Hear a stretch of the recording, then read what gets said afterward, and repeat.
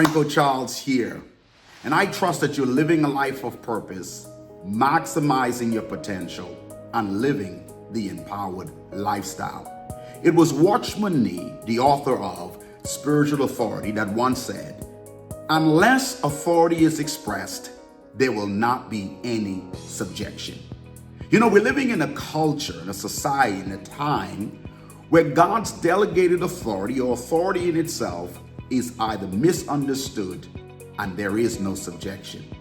And we're realizing that because of authority not understood, so many are missing out on God's intended purpose and plan for authority.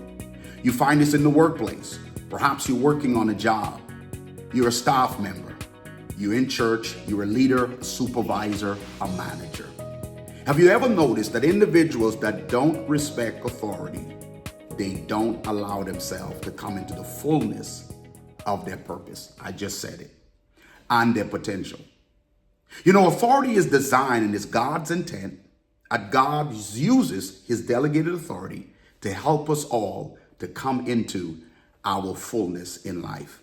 I want to empower you today and give you two strategies that I want you to pay attention to, as perhaps you may be working in a church, on a team, and you're probably having a struggle with authority. You know, God is the one that established authority in the church. And Romans chapter 13 said, all authority is established and governed by God. But I came to understand that when authority is not understood, when authority is not embraced, you're going to miss two things. I mentioned it before, but I want to say it again. God sets authority so that his expressed and intended purpose to be revealed. And for you, here are the two benefits. Number one, we grow in our potential. When authority is established in our lives and we're subject to that authority, our potentials are able to bloom. Not only that, we're able to grow, secondly, in our intended purpose. God sets you in places, allow others to have delegated authority to be able to lead and to guide you. But it's based on your expression of your subjection to that authority that will determine whether or not you will discover your potential or you will maximize your purpose. Here are two things I want you to walk away with today, because authority is going to be present one way or the other. If you're working on a job, you're going to encounter authority. If you're part of a church and you're on a team, you're going to encounter authority. Now, what you do with that authority, respect, loyalty, and not combat with that authority, is going to determine the two things that I mentioned earlier that will take place in your life. Remember, authority is established, set to help you come into your full potential and maximize God's intended purpose for your life. So what is the first thing I want you to walk away with when you encounter authority? Number one, you want to walk with the acknowledgement that it's present. When you walk into a place, if you ever notice that individuals that just walk into any environment, and here it is, they encounter authority, but they decide to be disrespectful. You just decided the fate of your potential and your purpose.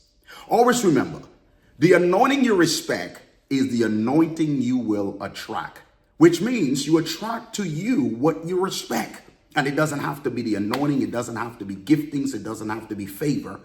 But most people miss out on what God intends for their lives simply because they decide to be disrespectful. So you must acknowledge the authority that you encounter. Last thing I want to leave with you, number two, you want to always maintain respect. You don't have to like the person, but manners is still the order of the day. I tell people all the time, you don't have to like me, but I'm really asking that you do respect me. And I will do everything in my power to ensure I earn your respect. Because I'm not one that uses my influence, my title, or my position or authority to demand respect. If you don't respect me, I understand. I can't demand that. But sometimes we have to understand that everybody's going to like you. But at the end of the day, because of the authority and the benefit that comes, you want people to respect you.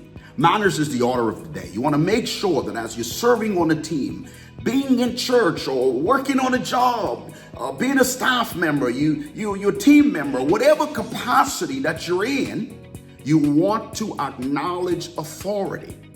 Unfortunately, our world is facing major dilemmas and crises simply because the lack of respect and the lack of acknowledgement to authority.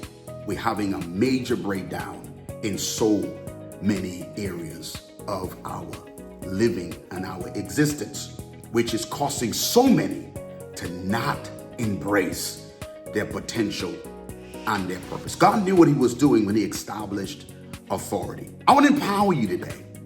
You don't have to like your boss, but you have to respect him. It's authority. You don't have to like individuals. Nobody's asking you to like anybody, but if you want God's intended purpose, if you want God's potential and whatever God desires to do in your life, I will say, do your best to acknowledge the authority and to maintain your respect for that authority. Guys, this is all I have until the next video. I want to say again, thank you for tuning in. Share this video. Place your comments below. And if this has empowered you, and you probably have some challenges on authority or would like more information, you can inbox me or you can just place a comment below the video. Until next time, you stay empowered.